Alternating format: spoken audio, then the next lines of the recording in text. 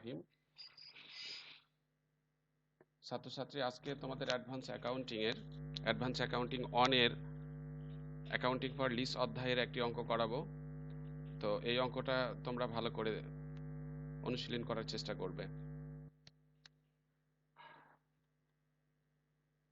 এখন তোমাদেরকে accounting for lease অধ্যায়ের যে অঙ্কটা করাবো এম এ কালামের বইয়ের এক্সারসাইজ নম্বর C3। এই এক্সারসাইজ C3 অঙ্কটা করব, একটু মনোযোগ সহকারে তোমরা এখানে দেখবে। এইটুকু তো আর পরীক্ষায় থাকবে না, হ্যাঁ, এই অংশগুলো এভাবে বলা থাকবে না। অ্যাসিউম দ্যাট, মনে করো যে অন জানুয়ারি 2016, জানুয়ারির 1 তারিখ 2016 সাল, James corporation sign a 10-year non cancellable lease agreement to lease storage building from Jerry storage company. অর্থাৎ মনে করো যে জানুয়ারির 1 তারিখ 2016 সালে জেমস কর্পোরেশন 10 বছর মেয়াদী অবাতিলযোগ্য একটা ইজারা চুক্তিতে সম্মতি দিয়েছে বা চুক্তি করেছে টু স্টোরেজ বিল্ডিং, একটা গুদামের বিল্ডিং, একটা বিল্ডিং গুদাম নেয়ার জন্য সেটাকে কি করেছে, ইজারা মানে চুক্তি করেছে। এখানে কার কাছে? সেটা জেরি স্টোরেজ কোম্পানির কাছে। এখানে কিন্তু ইজারা গ্রহীতা বা লিজি যে সেটা হচ্ছে জেমস কর্পোরেশন, এবং জেরি স্টোরেজ কোম্পানি সে কিন্তু লিজর বা ইজারাদাতা। The following information pertaining to this lease agreement, এখানে বলতেছে যে নিচের তথ্যগুলো আছে এই লিজ অ্যাগ্রিমেন্টের সাথে সম্পর্কযুক্ত। 1 নম্বরে বলেছে, দেখো, the agreement require equal rental payment of টাকা 57,600 বিগিনিং অন জানুয়ারি 1, 2016। অর্থাৎ এখানে বলছে যে ওই অ্যাগ্রিমেন্টে তোমার মোট টাকা যেটা সেটা পরিশোধ করতে হবে। কত টাকা বলেছে? 57,600 টাকা পরিশোধ করতে হবে। কত টাকা পরিশোধ করতে হবে বলছে এখানে? 57,600 টাকা পরিশোধ করতে হবে প্রতি কিস্তিতে। প্রতি কিস্তিতে কত টাকা পরিশোধ করতে হবে বলছে এখানে? 57,600 টাকা পরিশোধ করতে হবে। আচ্ছা, তারপরে দেখো বলেছে the fair value of the building on January টাকা 3,52,000। ওই বিল্ডিংটার ফেয়ার ভ্যালু হচ্ছে 3,52,000 টাকা। অর্থাৎ এটা হলো তোমার প্রেজেন্ট ভ্যালু ওই বিল্ডিং এর ক্ষেত্রে। আর 57,600 টাকা করে দিতে হবে প্রতি কিস্তিতে। The building has an estimated economic life of 12 years. ওই বিল্ডিং এর আয়ুষ্কাল হচ্ছে 12 বছর। 12 বছর, কিন্তু ইজারা নেওয়া হয়েছে কিন্তু 10 বছরের। মেবি এটা 75%-এর বেশি। তার মানে এটা একটা ক্যাপিটাল লিজ হবে, আমরা নিশ্চিত করেই বলতে পারি। উইথ অ্যান আনগ্রান্টেড রেসিডুয়াল ভ্যালু, অনিশ্চিত অনিশ্চিত ভগ্নাবশেষ মূল্য টাকা 8,000। তাহলে যদি গ্রান্টেড রেসিডুয়াল ভ্যালু হতো তাহলে অবচয় নির্ণয়ের সময় আমরা এটা বাদ দিতে পারতাম সেলভেজ ভ্যালুটা, কিন্তু যেহেতু এটা আনগ্রান্টেড ভ্যালু অতএব বাদ দিব না। James corporation depreciate similar buildings on the straight line method. এই একই রকমের বিল্ডিং এর ক্ষেত্রে জেমস কর্পোরেশন অবচয় ধার্য করে সরলরৈখিক পদ্ধতিতে। কোন পদ্ধতিতে অবচয় ধার্য করে? সরলরৈখিক। তোমরা কি শুনতে পাচ্ছ সবাই? হ্যাঁ স্যার। হ্যাঁ স্যার, শুনতে পাচ্ছি। আচ্ছা, the lease is non renewable. এই ইজারাটাকে আবার পুনরায় রিনিউ করা যাবে না। At the termination of the lease, ইজারার মেয়াদ শেষে, the buildings revert to the lessor, এই বিল্ডিংটাকে ইজারা দাতার কাছে ফেরত দিয়ে দিতে হবে। মানে আবার যে রিনিউ করে নিবে, মেয়াদ বাড়াই নিবে, সেটা করা সম্ভব না। সেটা কি করে দিতে হবে? ফেরত দিয়ে দিতে হবে। এখন বলছে, দেখো, James corporation incremental borrowings rate is কত পার্সেন্ট? 12%। অর্থাৎ জেমস কর্পোরেশন এখানে লিজি, তার ওই যে ধারের হার বা সুদের হার হচ্ছে 12%। The lessor's implicit rate is unknown by the James corporation. James corporation কর্তৃক ওই ইজারা দাতার যে হার, সেই হারটাও অজানা আছে। তো ইজারা দাতার হার কত সেটা আমাদের জানার দরকার নাই। মেবি অঙ্কটা আমাদের ইজারা গ্রহীতার বইতেই করতে বলেছে, বা সেটা আমার জানার দরকারই নেই, না জানলেও চলছে। ইনস্ট্রাকশন, নির্দেশনা, এখানে দেখো বলছে কি, প্রিপেয়ার, আরেকটা জিনিস বাদ গেছে, the yearly annual payment include টাকা 1976 of executory cost related to the tax on property. এখানে বাৎসরিক রেন্টালের মধ্যে অন্তর্ভুক্ত আছে এক্সিকিউটরি কস্ট অন্তর্ভুক্ত আছে। এইখানে যে বাৎসরিক রেন্টাল প্রতি বছরে 57,600 টাকা করে প্রতি কিস্তিতে পরিশোধ করা হবে, এই পেমেন্টের মধ্যে একটা কস্ট ঢুকানো আছে, সেটা হচ্ছে কি এক্সিকিউটরি কস্ট বা নির্বাহীর ব্যয়। সেটা কিসের সাথে সম্পর্কযুক্ত? ট্যাক্স অন প্রপার্টি, ওই কোম্পানির করের সাথে সম্পর্কযুক্ত। তাহলে আমাদের অ্যানুয়াল পেমেন্ট ওরা যদিও বা বলেছে এখানে 57,600 টাকা, কিন্তু ওই 57,600 টাকার মধ্য থেকে আমার এক্সিকিউটরি কস্টটাকে বাদ দিলে আমরা এএলপি যেটা সেটা পেয়ে যাব। সেটাকে আমরা কি করতে পারবো? সেই বিষয়টাকে আমরা এএলপি হিসাবে এখানে পাবো। আচ্ছা, ঠিক আছে, তাহলে আমরা পাবো তো খুব ভালো কথা। সেটা আমরা তারপরে এখানে যে এক্সিকিউটরি কস্ট যেটা থাকলো, আমার এই এক্সিকিউটরি কস্টটাকে কিন্তু যখন আমি পরিশোধ করব সেই সময় প্রতি কিস্তিতে আমার পেইড করে দিতে হবে ওই টাকার সাথে। তো এখন আমাদের এই অঙ্কে বলেছে কি দেখো, প্রিপেয়ার তৈরি করো জার্নাল এন্ট্রি জাবেদা দাখিলা on the lease books to reflect the signing of the lessee agreement and record the payment, এবং পরিশোধের জাবেদা দাও। তাহলে প্রথমে বলছে জাবেদা দাও, তারা যে চুক্তি সম্পন্ন করলো ইজারা সেটার, টু রেকর্ড দ্য পেমেন্ট পরিশোধের জাবেদা দাও, expenses related to lease for the year 2000 কত বলছে এখানে 17 অ্যান্ড 17 কেন, ফর দ্য ইয়ার 2016 অ্যান্ড 17 হবে এটা। এখানে যেহেতু 16 তারিখে সেই এটা করেছে, এখানে হবে 2016 অ্যান্ড 17। তাহলে জাবেদা দিতে বলছে 2016 সালের, এবং এটা জাবেদা দিতে বলছে কত সালের 2017 সালের। হ্যাঁ, James corporate year ইন্ড on December 31, James কর্পোরেশনের বছর শেষ হয় 31শে ডিসেম্বর। তাহলে এই অঙ্কটা করতে গেলে আমাদের প্রথমে একটা ওয়ার্কিংস যদি আমরা করে নেই তাহলে ভালো হবে। অ্যানুয়াল লিজ পেমেন্ট যেটা এএলপিটা আমরা বের করব। আমাদের এএলপি যদিও বলেছে 57,000 সামথিং টাকা, সেখান থেকে আমার এক্সিকিউটরি কস্টটাকে আগে বাদ দিয়ে দিতে হবে। লেখো ওয়ার্কিংস।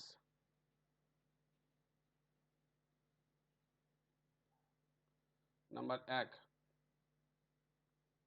প্রথমে আমরা একটু দেখে নেই তো যে এটা কি ধরনের ইজারা, তাহলে সুবিধা হয়। ঠিক আছে, আচ্ছা, পার্সেন্টেজ অফ লিজ লাইফ। আচ্ছা, আমরা জানি lease life divided asset life into 100। আমরা দেখলাম সম্পত্তিটা ইজারা নিয়েছে 10 বছরের জন্য, এটা হলো 12 ইন্টু 10, 100 যদি করি তাহলে কত পার্সেন্ট হয় বলো তো? 10 ভাগ 12 ইন্টু 100,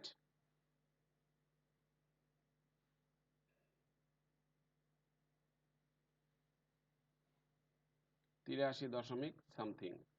তাহলে আমরা নিশ্চিত হলাম যে এটা একটা কি ক্যাপিটাল লিজ, কারণ 75%-এর উপরে, ইট ইজ ক্যাপিটাল লিজ। গেল। এরপরে 2 নম্বরে বের করব annual payment ALP, calculation of annual loan payment lease payment.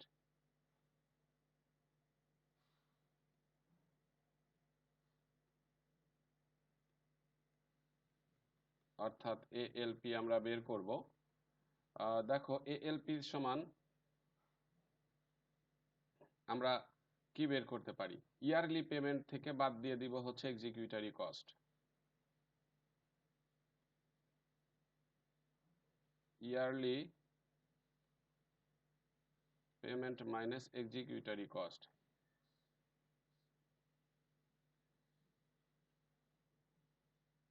Executory cost yearly payment আমাদের অঙ্কে দেখতে হবে আছে কত, এই যে এখানে 57,600, ওখান থেকে বাদ যাবে, সেটা পরে বলছি, 57,600 মাইনাস এই যে এখানে এক্সিকিউটরি কস্ট আছে হচ্ছে 1976.41, 1976.41 বাদ দিলে যেটা আসবে সেটা,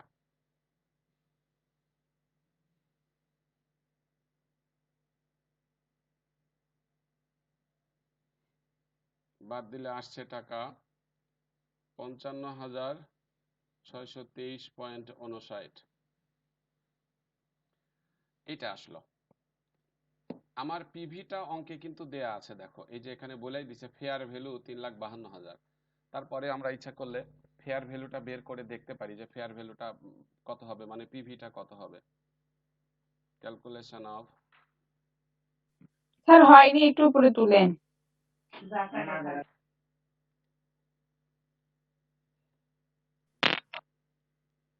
তাহলে calculation of present value of lease.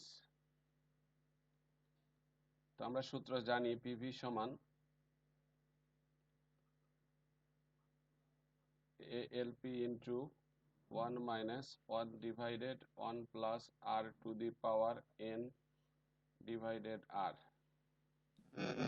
ঠিক আছে, আমরা তো সবই জানি এখানে হিয়ার এএলপি সমান দেখো আমরা বের করেছি একটু আগেই, ওই যে ওখানে 55,623.59 ইন্টু 1 - 1 / 1 প্লাস আর এর মান মনে হয় 12% আছে, আর মানে এই যে ইনক্রিমেন্টাল গ্রোয়িং রেট, এবং এন এর মান এটা হবে হচ্ছে 10, ইজারার মেয়াদ 10 বছর ডিভাইডেড আর এর মান এখানে 0.12। এটা তো শুরু না স্যার এটা শুরু না শেষের? কিছুই বলা না থাকলে শেষের হয়, এটা তো তুমি জানোই। আমরা এটার ক্যালকুলেশন বেশি করব না, সরাসরি অ্যানসারটাকে লিখবো আমরা। এটা আসলে কিস্তিটা হচ্ছে, এখানে তারিখ দেওয়া ছিল জানুয়ারির 1 তারিখ 2016 সালে, এই কারণে আমাদের সূত্রটা বসবে হচ্ছে শুরুর সূত্র, এবং আমরা এখানে 1+r যোগ করে দিয়েছি, এবং এন এর মান এখানে ইজারার মেয়াদ 10 বছরই বসবে, বসলে 3,52,000 টাকা আসছে।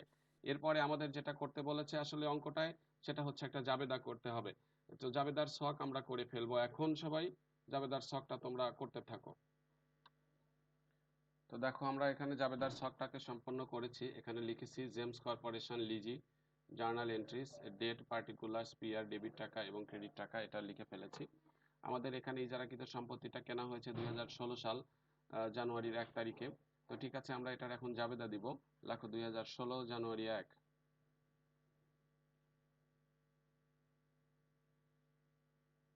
তো প্রথমে যখন ওই সম্পত্তিটা কেনা হলো 3,52,000 টাকা দিয়ে, তাহলে এই ক্ষেত্রে আমাদের জাবেদা হবে লিজ, কি নিয়েছে এখানে, lease building under capital lease. Lease asset under capital lease জাবেদা হয় সম্পত্তি কিনলে, তাহলে এটা হবে লিজ বিল্ডিং বা lease building under capital lease.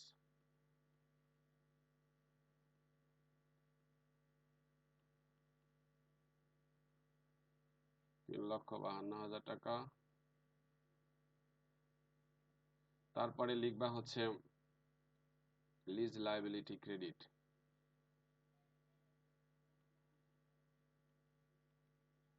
Lease liability credit কত টাকা বলো তো? 3,52,000 টাকা। টু রেকর্ড লিজ লায়াবিলিটি,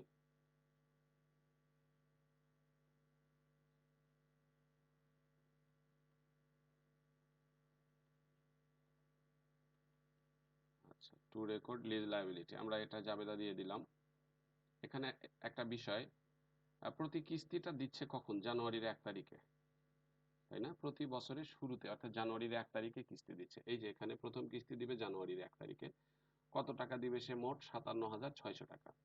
তাহলে যখন কিস্তি দেওয়া হবে সেই ক্ষেত্রে জাবেদাটা হবে লিজ লায়াবিলিটি ডেবিট।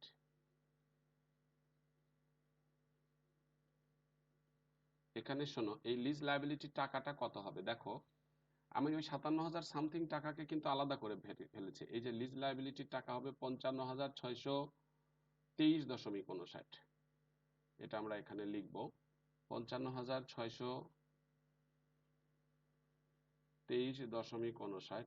আর এখানে এক্সিকিউটরি কস্ট আছে, এক্সিকিউটরি কস্ট এটাও তো দিয়েছি, এটাকে আমরা কি হিসাবে দিয়েছি? প্রপার্টি ট্যাক্স হিসাবে,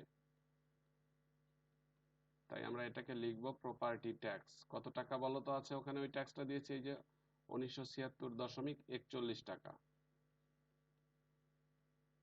আর এর মধ্যে তো কোনো ইন্টারেস্ট নাই, বছরের শুরুতে কেনা মাত্রই।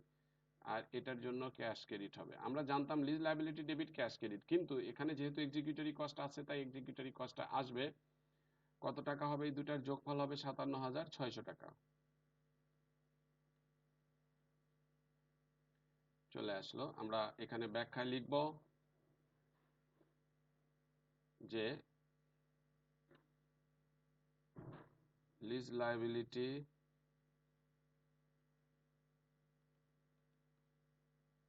and executory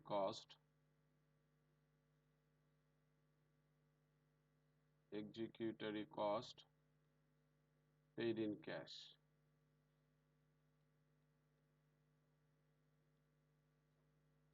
Lease liability and executory cost paid in cash, এটা আমরা এটাকে করে দিলাম। এরপরে আমাদের এখন জানুয়ারির 1 তারিখ গেল, এরপরে যেটা করতে হয় দেখো তো, তোমাদের জাবেদায় আমি নিয়মে লিখে দিয়েছি। কি লিখে দিয়েছি? এই জাবেদা দেওয়ার পরে পরের জাবেদা ডিসেম্বর 31 তারিখে ওই সম্পত্তির অবচয় ধার্যের একটা জাবেদা দিয়েছি, তাই তো? তাহলে এখানে অবচয়ের জাবেদা হবে depreciation expenses.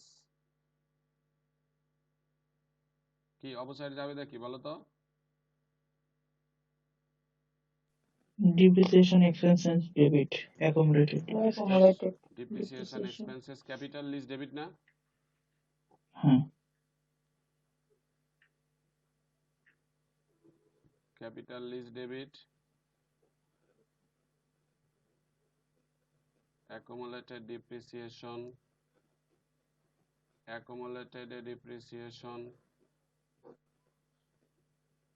Capital lease credit. এখানে ওই সম্পত্তির মূল্যটা কত আছে বলো তো? আমাদের অবচয়ের জাবেদা দিতে হবে 3,52,000 টাকা, তাই না? 3,52,000 টাকা এবং ওই ইজারা নেওয়া আছে এখানে 10 বছরের জন্য। ভগ্নাবশেষ মূল্যটা বাদ দিব না, কারণ এটা আনগ্রান্টেড ভ্যালু বলেছে 8,000 টাকা, তাই এখানে আমরা বাদ দিব না। তাহলে 3,52,000 ভাগ 10 কত টাকা আসে দেখো তো? এখানে 3,52,000-কে 10 দ্বারা ভাগ দিলে 35,000 কত? 200 টাকা। To record depreciation expenses.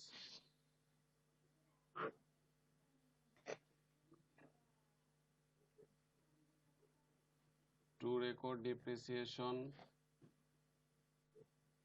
Expenses আমরা এই অবচয়ের জাবেদাটা দিয়ে দিলাম। এরপরে ডিসেম্বর 31 তারিখ, এই ডিসেম্বর 31 তারিখে 1 বছরের সুদ হলো না আমাদের? এই 1 বছরের সুদ এর জাবেদা দিতে হবে। দেখো তো সুদ ধার্য করলে কিসের জাবেদা দেওয়া লাগে? এটা ধারাবাহিকভাবে কিন্তু হতেই থাকবে।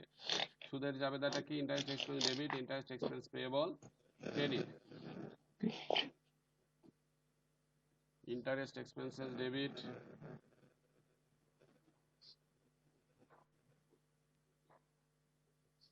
expenses debit, interest expenses payable, credit। কত টাকা আছে এখানে?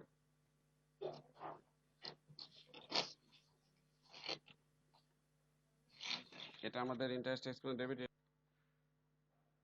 দেখো আমাদেরকে এটার উপরে ইন্টারেস্ট কাটতে হবে কোন টাকার উপরে, এটা আমাদের একটু ভাবতে হবে। আমরা দেখো এখানে প্রথমে ওই সম্পত্তিটা যেটা নিয়েছি, ইজারা নিয়েছি, সেটার মূল্য 3,52,000 টাকা। এই 3,52,000 টাকা থেকে তাহলে আমরা এখানে আগে লিখলাম, একটু দেখে নাও। প্রথমে লিখলাম 3,52,000 টাকা ইজারা চুক্তির সময় এই সম্পত্তির মূল্য ছিল। ওই যে তারিখে ইজারা নিয়ে নিলাম ঠিক সেই তারিখে শুরুতেই দেখো আমি লিজ লায়াবিলিটি বাবদ আমি প্রথম কিস্তিতে পরিশোধ করে দিয়েছি এই যে 55,623.59 টাকা। তাহলে এই টাকাটা বাদ যাবে। তাহলে জানুয়ারির 1 তারিখে যেহেতু সাথে সাথে এই টাকা শোধ করে দিয়েছি, সুতরাং এই টাকা বাদ দিয়ে অবশিষ্ট টাকার উপরে 12% সুদ ধরতে হবে। তাহলে এটাকে আমরা এখানে মাইনাস লিখি 55,623 কত যেন বলো তো? 55,623.59। এটা বাদ দিয়ে যে টাকা থাকে, বাদ দিলে থাকে কত টাকা, সেই টাকার উপরে আমরা কি করব? অবচয়।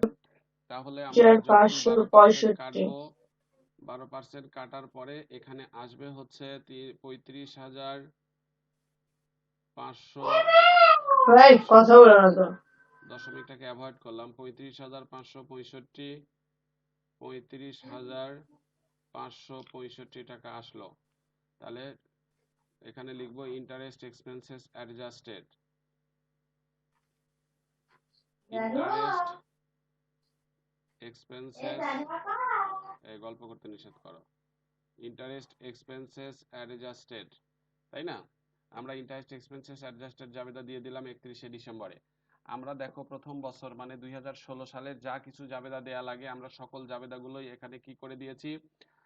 শেষ করে দিয়েছি 2016 সালের। এখন আমরা জাবেদা দিব হচ্ছে কত সালের? 2017 সালের। তাহলে 2017, এবার জানুয়ারির 1 তারিখ, 2017 সালের জানুয়ারির 1 তারিখ। আচ্ছা, জানুয়ারির 1 তারিখ আমরা এবার কিন্তু আর ওই যে ইজারা চুক্তির জাবেদা দিব না, কেননা ইজারা চুক্তি তো আমরা এই বছর করি নাই। হ্যাঁ, ইজারা চুক্তির যে জাবেদাটা দেওয়ার কথা এই যে এখানে লেখা আছে যে lease building under capital lease debit lease liability, আমরা এটা দিব না, কারণ আমরা 16তে করেছিলাম তাই এটার জাবেদা দিয়েছিলাম। আমরা যেহেতু প্রতি বছরের শুরুতে কিস্তি দেই, এবারও ঠিক আমরা শুরুতেই কি করব বলো তো, এবারও ঠিক শুরুতেই আমরা কিস্তি দিব। এবারও জানুয়ারি 17 সালে কিস্তি দেব। এবার কিস্তি দিতে গেলে আমার লিজ লায়াবিলিটি এবারও ডেবিট হবে। এই কিস্তির মধ্যেও কিন্তু এক্সিকিউটরি কস্ট যেটা সেটা অন্তর্ভুক্ত থাকবে। এই কিস্তির মধ্যে নতুন করে আরো একটা জিনিস অন্তর্ভুক্ত হবে, সেটা হলো কি বলতো, গত বছরে যে ইন্টারেস্ট পেয়েবলটাকে ক্রেডিট করা আছে 35,000 সামথিং টাকা, এই টাকাটাকেও আমরা কি করে দিব, পেইড করব, এবং তার জন্য আমরা একটা জাবেদা দিয়ে দিব। আমি কি বুঝাতে পেরেছি তোমাদের, না পারি নাই? হ্যাঁ স্যার, বুঝতে পারছি। বুঝতে পারছো তো? আচ্ছা ঠিক আছে, তাহলে এবার আমরা জাবেদায় লিখবো হচ্ছে কি বলতো, প্রথম কিস্তির টাকা দিব, lease liability debit,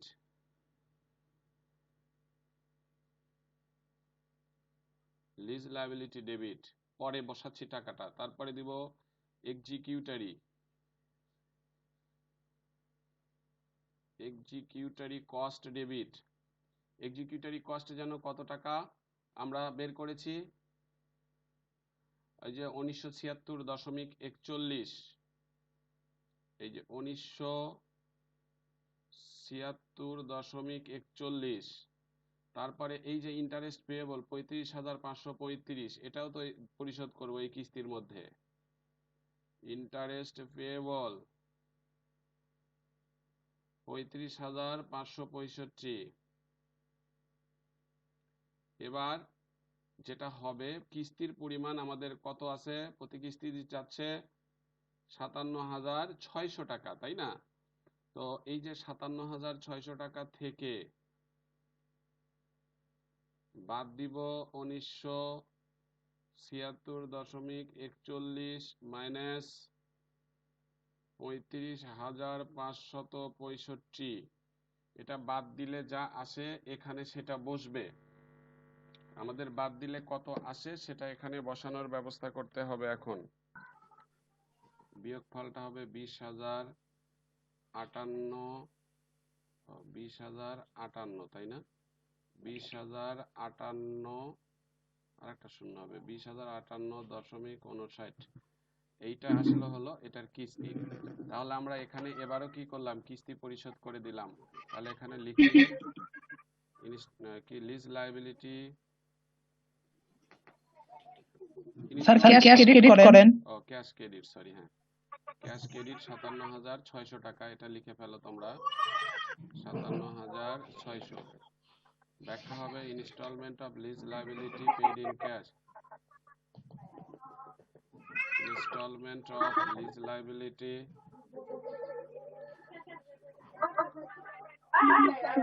paid in cash.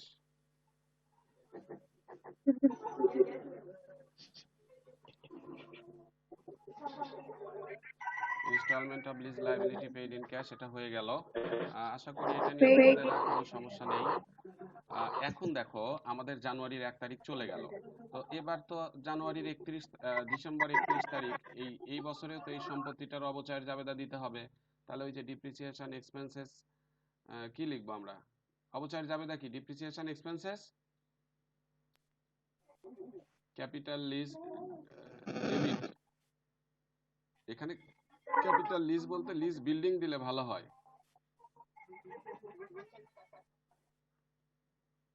Depreciation expenses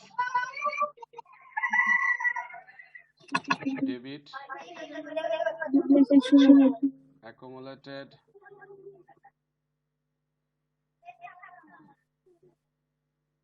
depreciation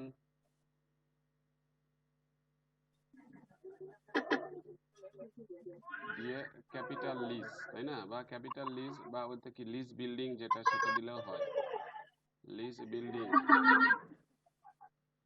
এখানে লিজ বিল্ডিং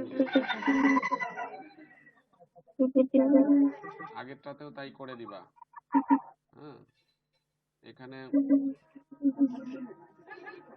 অবচয় কিন্তু এই যে 35,000 কত হবে, অবচয়ের টাকাটা বের হবে কত আমাদের, এই যে 35,200 টাকা। এখানে ক্যাপিটাল লিজ লিখেছি না, এটা না লিখে লিখবা লিজ বিল্ডিং, এখানে লিখবা লিজ বিল্ডিং 35,200 টাকা, 35,200। ব্যাখ্যা লিখবো টু রেকর্ড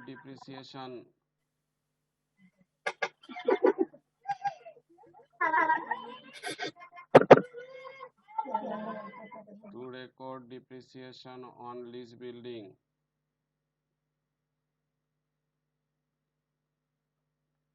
এটা আমরা এখানে সারলাম। এরপরে 31শে ডিসেম্বরে আবার সুদ ধরতে হবে, সেই সুদের জাবেদা দিতে হবে।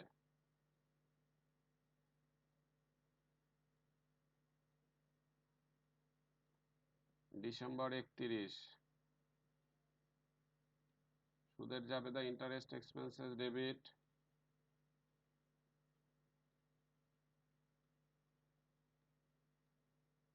Interest expenses payable credit.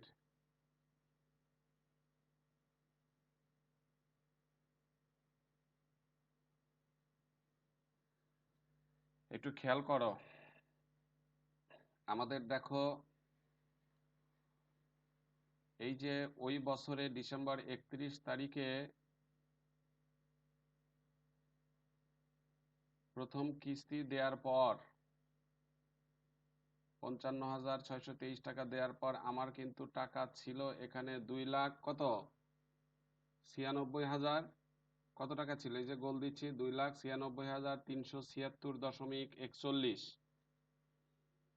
তাহলে এখানে ওটাই লিখবো 2,96,376.41 টাকা বাকি ছিল, তাই তো? এটা ছিল না, এই যে 2,96,376.41। এই টাকার মধ্য থেকে পরে দেখো 2017 সালে এসে আবারও দেখো এখানে এই যে 20,058.59 টাকা শোধ করে দেওয়া হয়েছে। লিজ লায়াবিলিটি যেখানে যেখানে ডেবিট করা আছে সেটা বাদ দিতে হবে, যে 20,058.59 এটা আগে বাদ দিব আমরা, মাইনাস 20,058.59 এটা বাদ দেওয়ার পরে যা থাকবে তার উপরে আমরা 12%। দেখো আমরা এখানে interest expenses debit, interest payable credit করে 2,96,376.41 টাকা থেকে 20,058.59 বাদ দিলে যা থাকলো তার উপরে 12% করলে এই টাকা আসলো, এটা জাবেদা দিলাম। আমার কিন্তু আর 2017 সালের আর কোনো জাবেদা নাই, আর কিন্তু 2017 সালের আর কোনো জাবেদা নাই। আমার তো অঙ্কে ঠিক এই পর্যন্তই জাবেদা দিতে বলেছে, 2016 and 17, তাই নাকি? আর যদি 18 সালেরও দিতে বলতো তাহলে আমরা 18 সালেরও আবার দিতেই থাকতাম ক্রমান্বয়ে ওইভাবে টাকা বাদ দিয়ে দিয়ে। তো আশা করি তোমরা এই অঙ্কটা বুঝতে পেরেছো। এটা হলো প্রবলেম নাম্বার কত বলেছে এখানে, এক্সারসাইজ C3। এই অঙ্কের কারো তোমাদের কোনো প্রশ্ন আছে কি? প্রশ্ন নাই? এম নিয়মের একটা অঙ্ক দেখো, problem number C3। Problem number C3-তে তোমরা চলে যাও, এটা হলো পৃষ্ঠা নাম্বার তোমাদের হবে কত, 461 নাম্বার পৃষ্ঠা, 61 না 60, 460 নাম্বার পৃষ্ঠাতে যাও।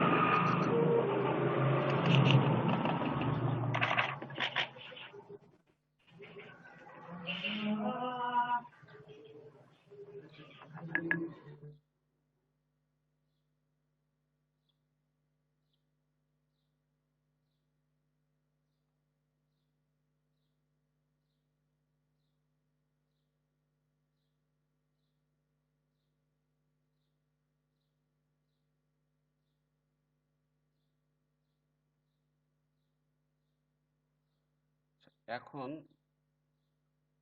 দেখো, অ্যাসিউম দ্যাট, মনে করো যে অন জানুয়ারি 1, 2019, মনে করো জানুয়ারির 1 তারিখ 2019 সালে Kimberly Clark corp sign a 10-year non-cancelable lease agreement to lease a storage building from Sheffield Storage Company। তাহলে জানুয়ারির 1, 2019 তারিখে কিম্বার্লি ক্লার্ক কর্পোরেশন 10 বছর মেয়াদী অবাতিলযোগ্য একটা ইজারা চুক্তি করলো স্টোরেজ বিল্ডিং এর শেফিল্ড স্টোরেজ কোম্পানির কাছ থেকে। The following information pertaining to this lease agreement, নিচের তথ্যগুলো একটা এই লিজ অ্যাগ্রিমেন্টের সাথে সম্পর্কযুক্ত। The agreement required rental payment টাকা 72,000 বিগিনিং অন জানুয়ারি 1, 2018। এই ক্ষেত্রে দেখো বলা আছে বাৎসরিক কিস্তি হবে 72,000 টাকা করে জানুয়ারির 1 তারিখ 2018 সাল থেকে। তার মানে এখানে যে কিস্তিটা হবে এটা কিন্তু তোমার শুরুতে হবে, তাই তো? দেখো এখানে বলেছে the fair value of the building on January 1, 2009 is টাকা 4,40,000। ওই বিল্ডিং এর বাজার মূল্য 4,40,000, আগেটাতে ছিল 3,52,000।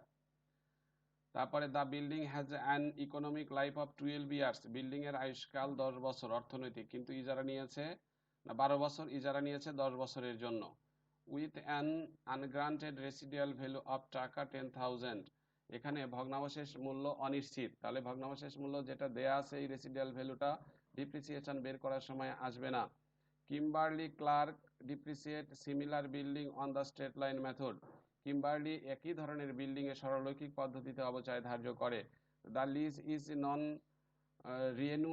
নন রিনিউয়েবল, এই ইজারাটা পুনরায় নবায়নযোগ্য নয়। At the termination of the lease, লিজের মেয়াদ শেষে the building revert to the lessor, বিল্ডিংটা ইজারা গ্রহীতার কাছে ফেরত, ইজারাদাতার কাছে ফেরত দিতে হবে। Kimberly Clark incremental borrowing rate is 12%, Kimberly ক্লার্কের বর্ধিত সুদের হার হলো 12% প্রতি বছর। The lessor's implicit rate is not known by the Kimberly king, ইজারাদাতার এই রেটটা ইজারা কিম্বার্লি কিং এর কাছে অজানা, তো এটা দরকার নাই, মানে ওনার রেট কত সেটা কিম্বার্লি জানে না। The yearly rental payment includes টাকা 2470.51 of executory cost related to tax on property, বাৎসরিক পেমেন্টের মধ্যে অন্তর্ভুক্ত আছে এক্সিকিউটরি কস্ট বা নির্বাহী ব্যয় 2470.51 টাকা প্রপার্টি ট্যাক্স হিসাবে। এখানে নিচে বলেছে দেখো ইনস্ট্রাকশন বা নির্দেশনা, prepare the journal entry on the lease book to reflect signing of the lease agreement to record the payment and expenses related to this for the year 2019 থেকে 2020। জাবেদা দিতে হবে 2019 থেকে 2020 এর লিজ এগ্রিমেন্টের রেকর্ডের পেমেন্ট রেকর্ডের জন্য এক্সিকিউটরি কস্ট সম্পর্কিত জাবেদা দিতে হবে 19 এবং 20 সালের। Kimberly's Clark's corporate year end is 31 December, কিম্বার্লির বছর শেষ হয় প্রতি 31শে ডিসেম্বরে। কিম্বার্লির ইয়ার শেষ হয় কবে বলো তো? বলছে প্রতি 31শে ডিসেম্বরে। আশা করি এটা নিয়ে তোমাদের মনে হয় আর কোনো প্রবলেম থাকার কথা নয়। যদি কারো কোনো প্রশ্ন থাকে এখন তোমরা সে প্রশ্নটা আমাকে করতে পারো, এখন করো, অসুবিধা নাই। অন করতে পারো, আনমিউট করে দাও, আনমিউট করে নিয়ে তোমরা প্রশ্ন করতে পারো। কোনো প্রশ্ন আছে কিনা অ্যান্সার করতে পারো আমাকে।